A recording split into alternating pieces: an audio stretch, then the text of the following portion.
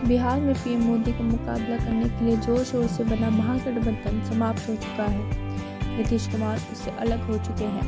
इसके बाद महागठबंधन एक नए तरीके से संगठित हो गया है। कई नेताओं ने पाला बदल दिया है।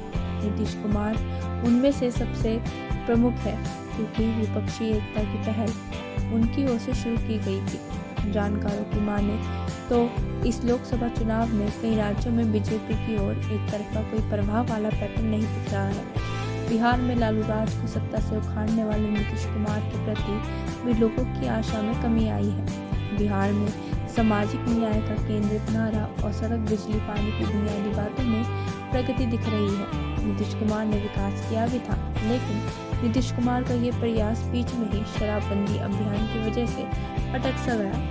2010 के विधानसभा चुनाव को याद करते हुए बिहार के पूर्व डीजीपी अभय आनंद कहते हैं कि इसमें कानून और व्यवस्था में सुधार इसके केंद्र में था, क्योंकि इसमें सत्तारूढ़ दल को वादा करने के लिए नहीं, बल्कि उन्हें पूरा करने के लिए वापस लाया गया था। उन्होंने बताया कि खासकर 2013-14 के बाद भारी गिरावट आई है। वह नीतीश के बीजेपी के साथ गठबंधन से बाहर होने और लालू यादव की पार्टी आरजेडी के साथ गठबंधन के फैसले को निर्णायक मोड़ बताते हैं। निसंदेह नीतीश ने बाद में कई और गलतियां की और अब वापस मोदी भाजपा के साथ है। जानकार कहते हैं कि इस बार के चुनाव में अब वोटर बिहार के लोग नीतीश कुमार के कमजोर व्यक्तित्व और आधी अधूरी विरासत की जगह नरेंद्र मोदी को देखना पसंद करने लगे हैं। टीम तेजस्वी और टीम मोदी के बाद सीमित जातीय अपील वाली पार्टियां सहयोगी के रूप में हैं, जैसे महागठबंधन के साथ वीआईपी, एनडीए के साथ जीतन राम मांझी के नेतृत्व वाली हिंदुस्तानी अवाम मोर्चा।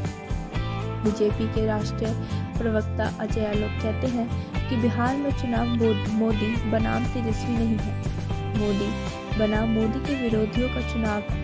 इस बार एक ही चर्चा है, मोदी बनाम उनका विरोध करने वाले। आरजेडी के राज्यसभा सांसद मनोज झा कहते हैं कि ये चुनाव नौकरी मतलब तेजस्वी यादव का है। तेजस्वी का कहना है कि अब वह जेडीयू समर्थित सरकार में मंत्री थे, उन्होंने 5 लाख नौकरी दी। हालांकि इस दावे को लेकर विवाद है। 17 महीने बनाम 17 साल के मुद्दे पर तेजस्वी चारों तरफ गरज रहे हैं। कुल मिलाकर उन्होंने नौकरी थीम को अपना मुद्दा बना दिया है। जानकारों की माने तो पिछले लोकसभा चुनावों में यादव वोट को विभाजित होते देखा गया था। यादवों का एक वर्ग केंद्र के लिए, एक वर्ग मोदी की ओर मुड़ गया था। बताया जा रहा है कि इस बार यादव पुनः एक हो गए हैं। वे आरजेडी के पीछे हैं।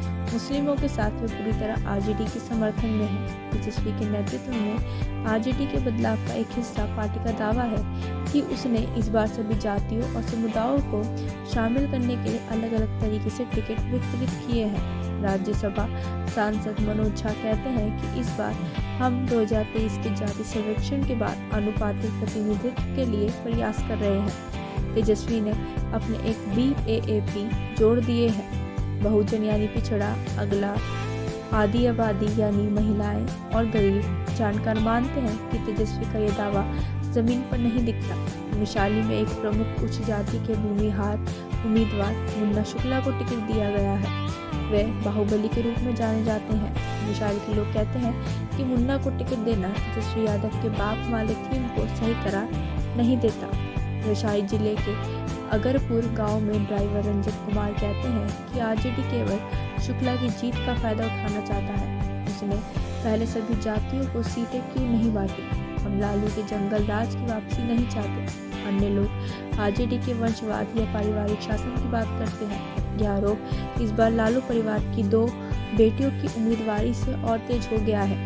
दरभंगा शहर के दोनार अलाल पट्टी के मछली बाजार में सहानी के एक समूह में मछुआरों की ईबीसी जाति, जिसे वीआईपी ने समर्थन दिया था, जो अब आरजेडी के साथ गठबंधन कर चुकी है। ललन सहानी कहते हैं कि अनियंत्रित प्रदूषण और अतिक्रमण से उन जल निकायों को खतरा है जिन पर हम निर्भर हैं। आजीविका के लिए बिहार में कोई भी सरकार चीज़ों को नहीं बदलती, लेकिन मैं सिर्फ बिहार के बारे में नहीं सोच रहा हूँ, बल्कि देश के बारे में सोच रहा हूँ। पहले भारत चीन पर निर्भर था, अब यह आत्मनिर्भर है।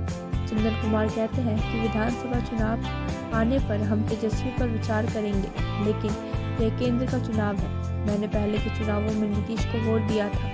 उनका पहला कार्यकाल बहुत अच्छा था। धन्यवाद। ऐसी खबरों के लिए देखते रहिए यहाँ टीवी।